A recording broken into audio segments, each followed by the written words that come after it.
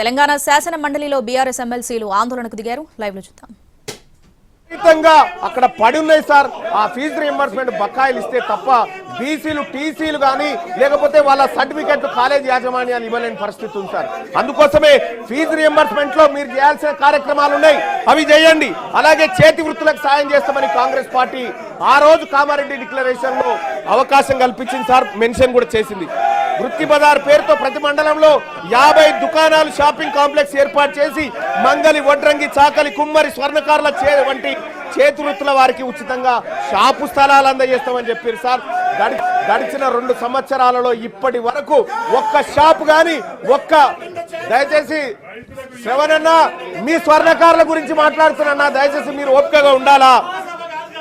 BC కార్పొరేషన్లు ఫెడరేషన్ల కింద నమోదైన ప్రతి సొసైటీకి ఎన్నికల నిర్వహణ 10 లక్షల ఆర్థిక సాయం అని చెప్పారు సార్. ఇప్పటి వరకు చేయలేదు. నేను అడుగుతా ఉన్నా, గౌరవ మంత్రివర్యులను అడుగుతా ఉన్నా, మీరు అమలు చేయడానికి మీరు ఇవ్వడానికి సిద్ధంగా ఉన్న అంశాలు అనేకం ఉన్నాయి ఇక్కడ. వీటిని చిత్తశుద్ధితో అమలు చేయండి. 42% రిజర్వేషన్ విషయంలో మీరు పోరాడుతున్నటువంటి విధానంలో కానీ లేకపోతే కేంద్ర ప్రభుత్వం సృష్టిస్తున్న అడ్డంకుల విషయంలో కానీ మేము మీకు అండగా నిలబడతాం. కానీ మీరు కామారెడ్డి డిక్లరేషన్ లో ఇచ్చిన ప్రతి అంశాన్ని అమలు చేయడంలో మీ చిత్తశుద్ధి సరిగా లేదని నాకు అర్థమవుతా ఉంది. అలాగే అధ్యక్ష, ఇక్కడ మంత్రివర్గాల విషయంలో